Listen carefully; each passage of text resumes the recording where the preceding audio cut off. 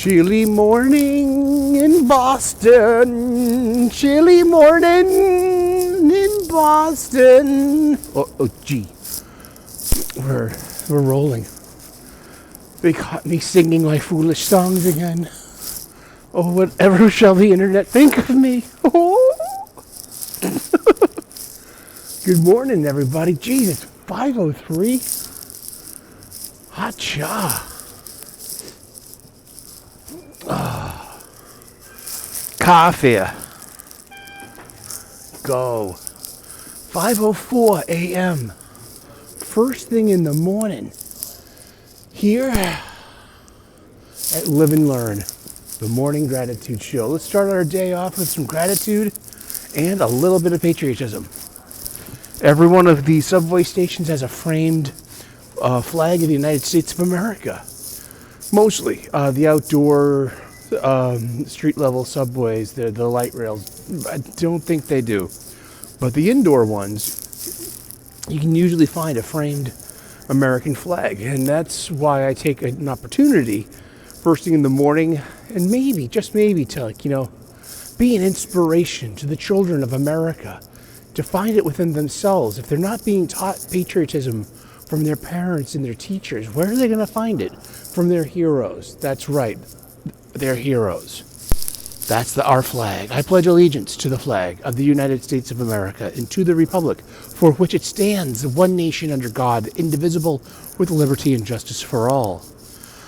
Oh, say, can you see by the dawn's early light what so proudly we hailed at the twilight's last gleaming, whose broad stripes and bright stars through the perilous fight o'er the ramparts we watched were so gallantly streaming. And the rocket's red glare, the bombs bursting in air, gave proof through the night that our flag was still there. Oh, say does that star-spangled banner yet wave o'er the land of the free and the home of the brave. All right. Good morning. Welcome to your day. It's time for Live and Learn, the morning gratitude show. Here, coming to you from a chilly morning here in Boston, Massachusetts, United States of America, North America, planet Earth, third stone from the sun, and this our solar system, which is located in the outer spiral arm of the Milky Way galaxy. In this local group of galaxies, within a even bigger group called the Virgo cluster of galaxies, within a huge superfilament connective tissue of this great cosmos that we call the Laniakea supercluster of galaxies, which is inside the known universe, which is also part of a panel in the grand mosaic and tapestry and the yet to be realized, unfathomed, unplumbed, unmeasured multiverse of all possibilities. It's time for Live and Learn, the morning gratitude show, where we start off our day with some gratitude and a little patriotism. It helps format my day, and I keep things that way. It's a chilly one.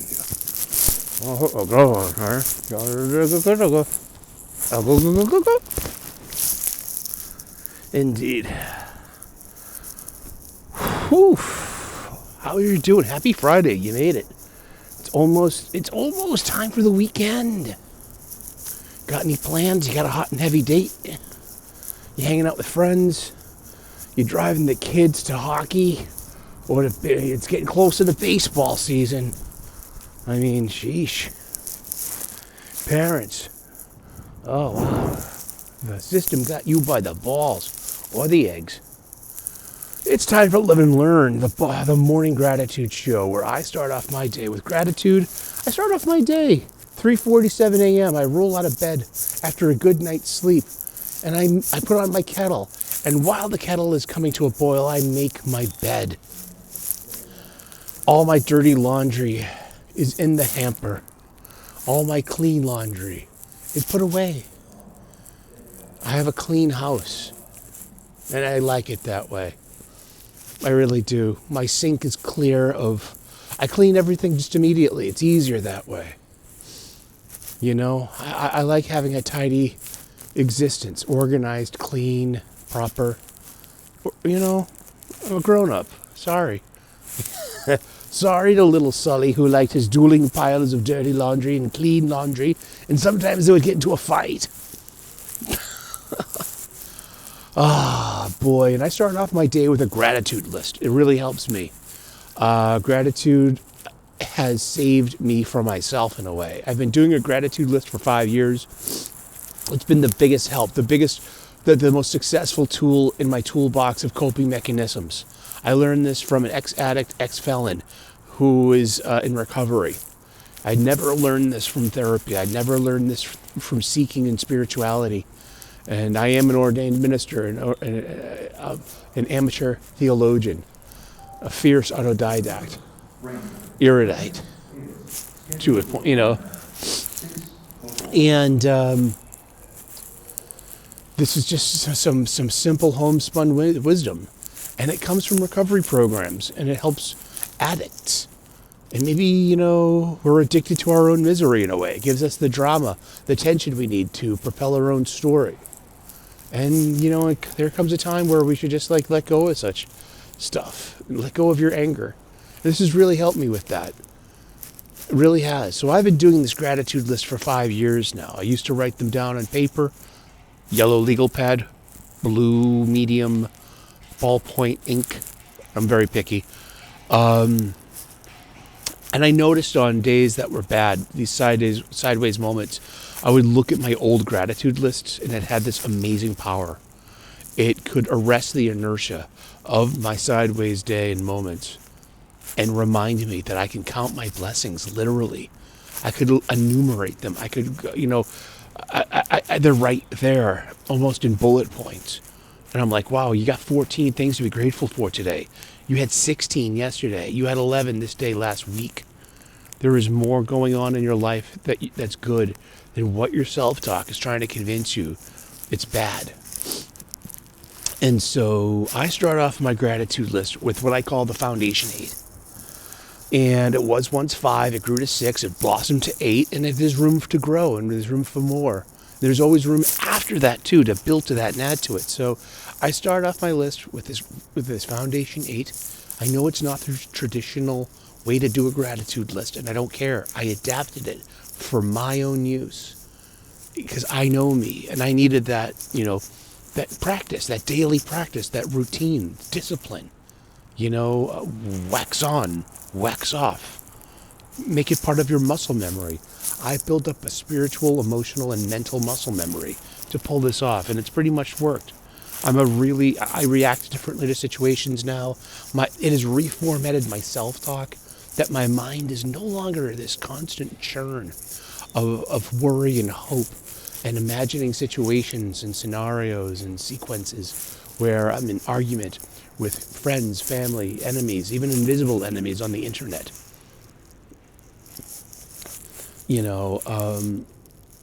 I didn't give up, but I let go in the spiritual and the Buddhist sense.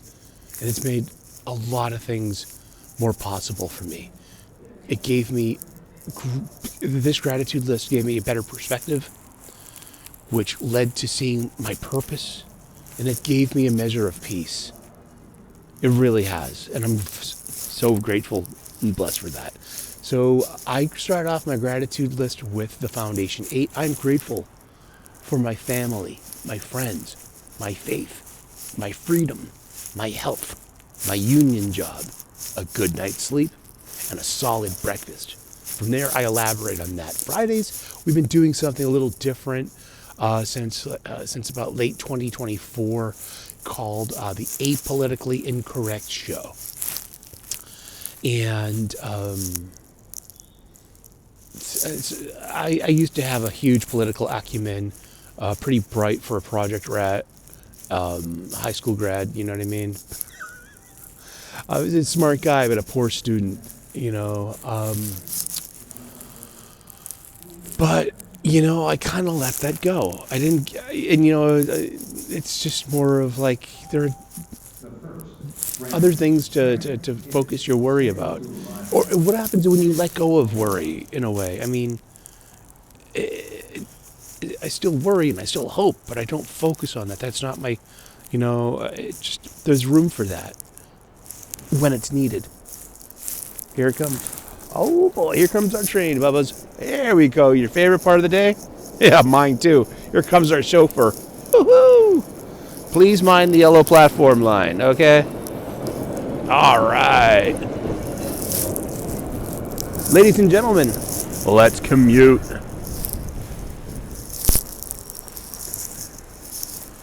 Oh, and I always do the Jedi trick that Obi-Wan did. You know, you go like this, and the doors magically open. Here we go. This is a good seat. Rest our feet.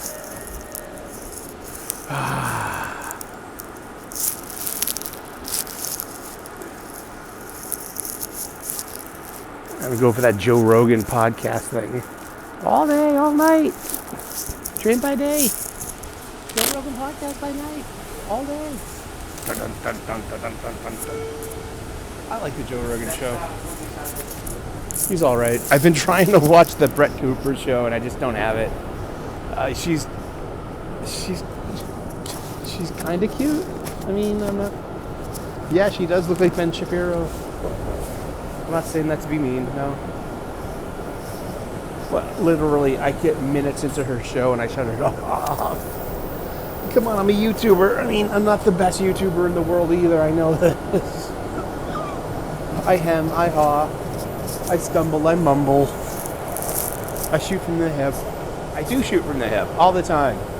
And, yeah. So what's for the show today, Sully?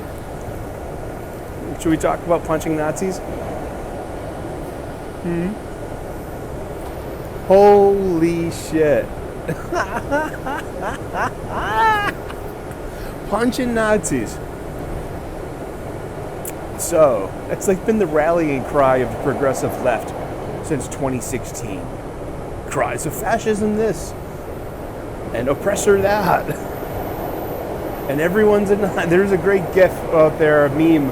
It's a Hitler on a sled of rainbow, and it says, "Everyone who disagrees with me is a Nazi." And that's pretty much been like, that's a great running gag. It's a really good joke.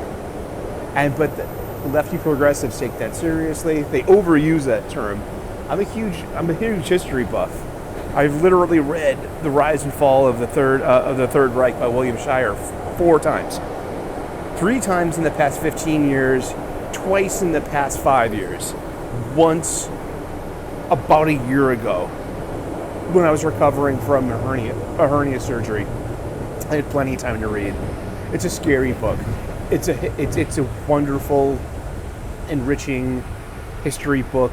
History is scary. History is full of evil. History is full of murder and dead people and conquest and fire and blood.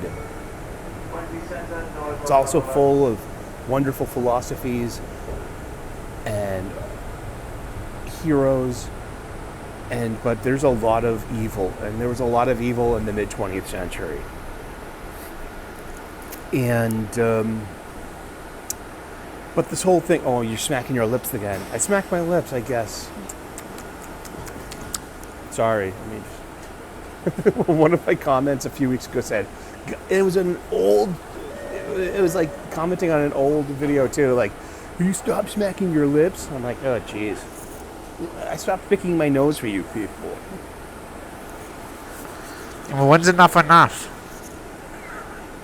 Punching Nazis. Holy shit. So coming full circle with my hobby and my pastime, comic books. Since about 2011, 2012, and especially 2015, 2016 after Me Too, comic books and publishing has been very, there's a point where, publishing has always been a bit left. Like, I'm in the middle, all right? I just both, yeah, I really am. I have conservative values. I have classic liberal values. But yeah, punching Nazis, huh? So there's a comic book. It's called The Ultimates, written by Dennis Camp, who is an activist writer. And I have a position where, Dennis Camp literally wears his heart on his sleeves. He appeared on Mark Miller's Miller Time Comic Book Creators Roundtable wearing a keffiyeh late last year, which is a huge statement. That's like wearing a Mogan, is it a Mogan David or a Star David? A Kitty Pryde comic book wears her Star David necklace, hey, this girl's Jewish. When you see someone wearing a cross around their neck or a crucifix, oh, that person could be Christian. When you see someone, with worry beads or wearing a sari, or you're like, hey, this person could be Muslim. You see someone in saffron robes, they could be a Buddhist.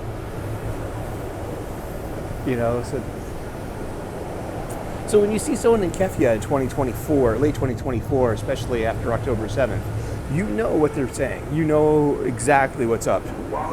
That is media literacy. I bag on the term because, again, lefty progressive people. Now, righties have their own coterie of words and their own bludgeons and cudgels. They really do. I'm not, But media literacy is used by the left to be like, what are you, stupid? You don't have any media literacy? Oh my God, why don't you just educate yourself? I'm trying to educate you. Why don't you learn? I know, huh?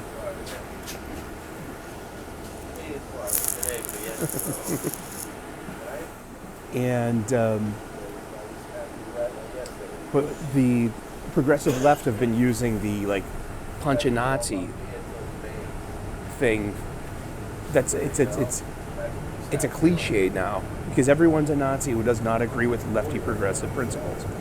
You're all far right. You're all Nazis. You're all fascists. You're all bigots. You're all racists. You're all phobes. You're all ists. You're against. You hate us. You're trying to destroy us. You're trying to you hate marginalized communities. There's this whole thing of leverages. This list of leverages that they use. And this is just part of being social media, You see flags in their bios. You see pronouns. I'm not gonna. And those are the last things I'll pick on people. Like, shit, I got a flag. I got an American flag in my bio. I've got I got the Om. Those are iconic little tells for people. I'm an American. I'm patriotic. I'm spiritual. I'm an ordained minister of independent universal faith. So punching a Nazi, that is like the left war cry. They want to punch Nazis. And especially people who believe in Make America Great Again, who vote for President Trump, or vote for conservative values, who vote Republican. This is weaponized empathy and equivocation. Everyone's a Nazi. So punch a Nazi. Wow. So I made a tweet, because I am a comic book reviewer. It's part. Not only are comic books my hobby, I'm on a review show. I've been on Wes's Thinking Critical's Comics Aficionados for 2 years now, over 2 years. And that is, I get review copies. I read an amazing amount of comic books every week, between 20 and 30 some weeks. Over 4 weeks, I'm reading about 100 different stories a month at a minimum. Most of them are Marvel books. Some of them are DC books. A lot of Image and Dark Horse books. And I'm blessed and grateful to be part of this reviewer community that I get access to these review copies. It's great. And then I get invited on these shows to talk about these comics. I have an issue, no pun, with activism in comic books, especially ethnic progressive activism. I have an equal disdain for righty conservative jingoistic stuff. There is a healthy balance. You can have both. Both things can be true at once. Both things can be completely false at once too. So as part of my culture, I talk about comic books. So Dennis Camp's Ultimates, Dennis Camp, the keffiyeh wearing, and you should see the flags in his bio. And it looks like he's removed prior statements about this, that, and the other thing going on in the Middle East. He has a bias. He's also very lefty, very progressive. And this is evident in his work. Some people like it. I am of the opinion that if you're using a property such as the Ultimates are an alternate universe team of Avengers. Captain America, Iron Man, the Hulk, Black Widow, Hawkeye, Ant-Man, the Wasp. The list goes on and on. Captain Marvel, Rick Jones, blah, blah, blah. But when you start intersecting this Earth and its real world problems into comic books, it's really it roots your story in something that's going to be passé very quickly. 5 years from now, pop culture will change, and we'll have different. Our foci will be on a different set of problems and a different set of memes and a different set of things we're talking about. So these things become quickly dated, very quick. As soon as you put them to print, it's better to make evergreen content. It's better to have stories that appeal to the general audience, which are people on both sides, people who take no sides. But to have your stories on a huge corporate money machine like Marvel Comics, which is owned by Disney, representing a very small, troublesome, problematic, attention-seeking, needy, nothing's needier than an activist, maybe babies and chefs. The activists are so needy. But to have these voices creating escapism, that's the opposite.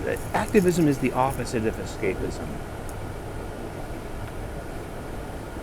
Escapism is where you just want to go and see laser swords and space magic and good triumphing over evil. Now it becomes the academic postmodern quandary of oppressor and oppressed. The inherent Marxism that's baked into those academic highfalutin ideals. And I get it. And on some level they are noble goals. But then it's like, no, I'm not buying it, literally. So I said, and it's not that good. Dennis Camp's not a great writer. I mean, there was one good twist that happens at the last page of issue 10 of The Ultimates that came out this week. But Dennis Camp has got a following, a very small but amplified, vocal group of fans. They're like Zack Snyder fans. You ever heard of the Snyder Bros? They're vicious. So I refer to Dennis Camp fans as campers. And you could spell that with a capital KKK in front of the campers. That's a joke. It is. And it's satire. And it could be insulting. It could be. I mean, seriously. If you're going to take it that insulting. But they're like low testosterone Team Soy versions of the Snyder Bros. They really are. And so I said something on Twitter, X, about that. I was like, oh my God, this lefty progressive, activism in comics, all for about, and I literally said about punching Nazis, because that has been the lefty progressive rallying cry and war cry of theirs for about 10 years now.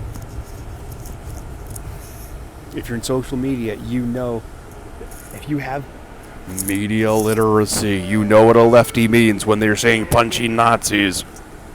Yes, no, maybe. So then you have, I suddenly don't know what punching a Nazi really means. You must be talking literal. You have something against Captain America punching literal Nazis. Well,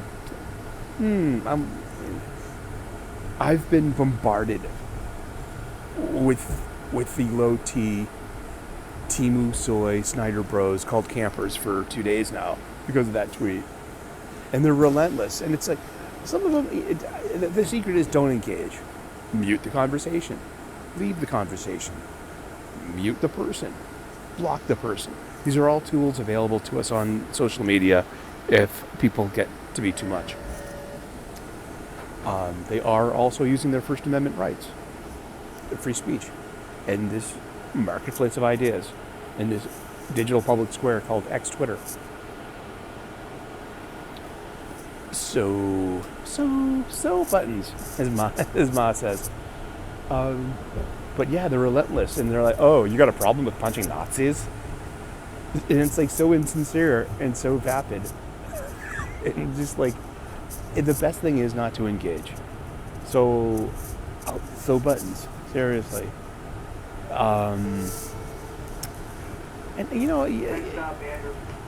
Engage a little. I've engaged a little bit, and it's kind of a distraction. I'm at work, and it is a distraction. So the best thing is, ignore it. Give it a few days. It goes away. Don't apologize. Don't make excuses. And don't engage with them. They don't care what you think. They just want you to keep talking.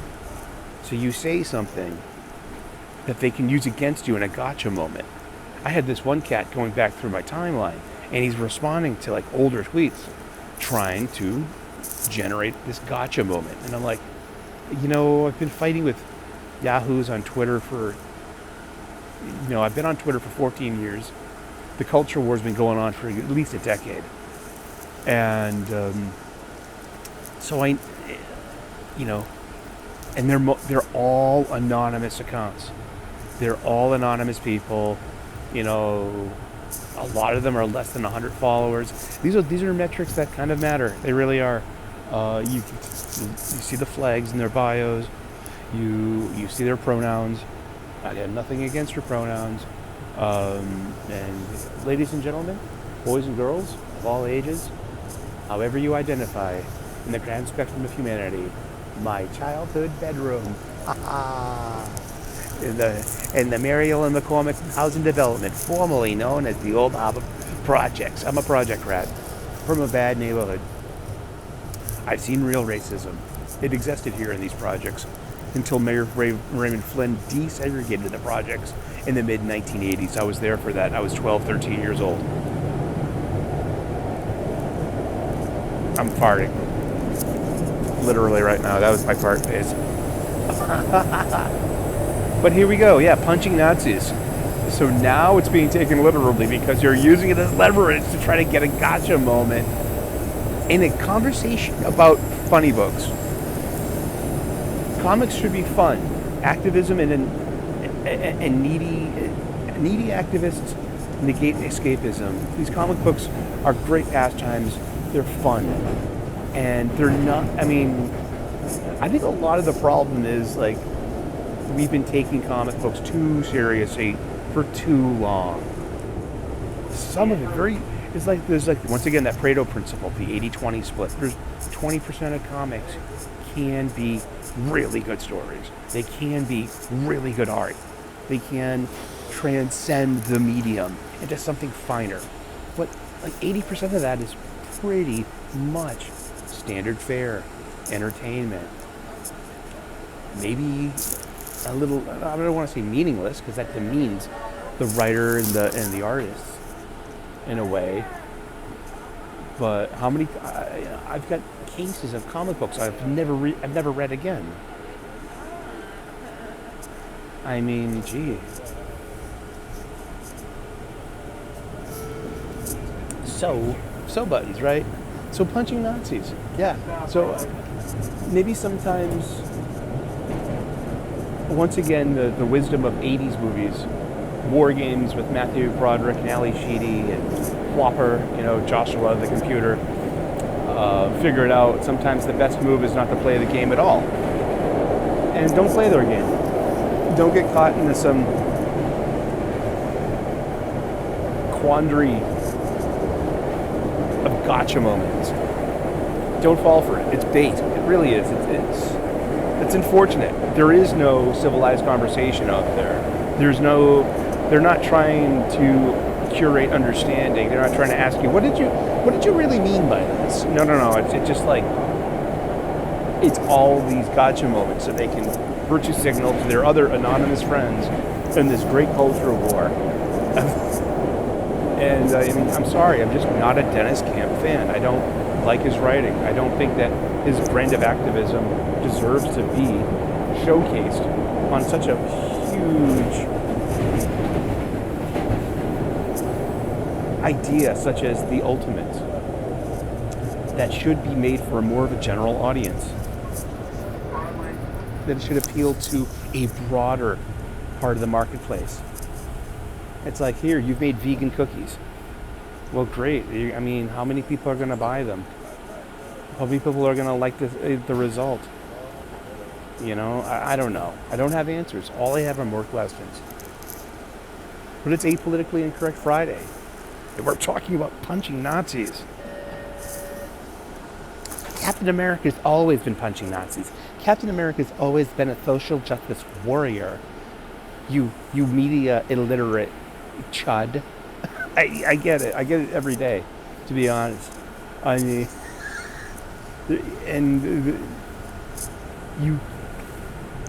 I'm not going to tell you to watch your step out there, but watch your step out there. I mean, mute, block, leave conversations, mute conversations. And do yourself a favor, when someone makes a comment to you or quote tweets you, click on their icon. See who they are. Are they using their real name? Do they have flags in their bio? Do they have pronouns? They probably, you know what I mean? These are just, unfortunately, those are just tells. And like, oh wow, this person is definitely predisposed. This person has the big probability of being predisposed to this kind of unlikable arrogance and obtuseness that, like, you're not gonna, it's not about winning conversations, but you're not even going to curate understanding. It's not about understanding. It's about dunking on chuds. It's about, for them, punching Nazis. And everyone you don't agree with is a Nazi. It really is. Seriously. I mean, I'm not making this up. If you've been on social media for the past 10 years, you know what punching a Nazi means. You know who says it, too. Lots of lefty voices, and they think that anyone who's not down with what they're down with, is goose-stepping and sig heiling, As I say, I don't have answers. All I have are more questions. And my next question is, where's the damn Tylenol? I got a headache already before work. I'm just kidding. I'm fine. But yeah, I mean, these gotcha moments. This has been your Apolitically Incorrect Friday show. I mean, punching Nazis, all right? Well, go and find a pot. Go and find one. Aren't you worried about the rise of Nazism? And I think that evil exists in the world. Yeah. And it takes more shapes than just, and more cultures, and than just these antediluvian labels that we're sticking on things. Fascism was a an early 20th century Italian phenomenon. Nazism was an early 20th century German phenomenon.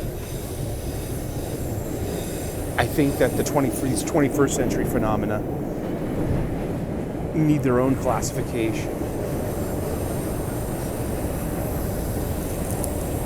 And if you're called a Nazi, if you're in the middle and you're called a Nazi, it's basically a day that ends with Y on social media at this point, because it's been overused. Because anyone that doesn't agree with me is a Nazi. Oh, Jesus. I know, isn't that cruel of me to be doing the distended S? To be doing the stereotypical, voice? Oh, he's punching down on me. Oh, I'm not. I think he's just trying to leverage something. My compliance, my silence. I don't have answers. All I have are more questions. My next question is, why don't people you gotta let people out before you come in, you know what I mean? It magically creates more space within, the elevator or the subway train. I don't know. See?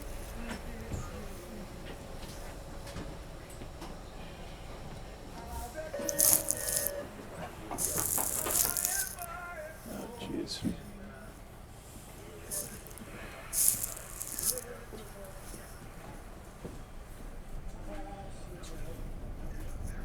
Well, let's wrap it up. Have a great day. Have a great weekend. Tune in tomorrow, 10 a.m. U.S. Eastern at Thinking Critical's Comics Aficionados.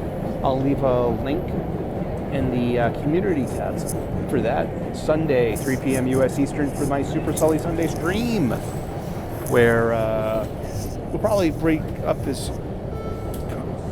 again with visuals. I'll go through my week on Twitter. Oh my God. If people are really like that. And you just got to watch yourself and don't get suckered into a trap. To make them feel better, to make them look better. I mean, cui bono? Is it worth it? You hear that? Yeah. You can't use a headphone. It must be special. Why don't you mind your own business? Well, you just made it my business by not using a fucking headphone. Why don't you go punch a Nazi? Go find one. If you're good luck with that. Who was it? Eichmann that was the Nazi hunter? I forget. No, that's Anita Eichberg. Really? Yeah, I know. I'm sorry. You can't help other people sometimes. And exactly, you can't help. Especially people looking to get you in a gotcha moment. Yeah, don't give the bastards the satisfaction. Nolite te carborundum bastardos. Carborundum. Don't let the bastards grind you down. Alrighty, you have a wonderful day. Stay grateful. Let me know in the comments section, what are you grateful for? Smash that like button. Turn on those notifications. Subscribe. We're trying to get over 2,000 subscribers this calendar year, and I can't do it without your help, literally. So, God bless. Namaste. Good luck. And we will see you with more videos. And remember, keep punching Nazis. Punch down on them. Punch up on them. Good luck finding them. And don't fall for bait. See you later. Bye-bye.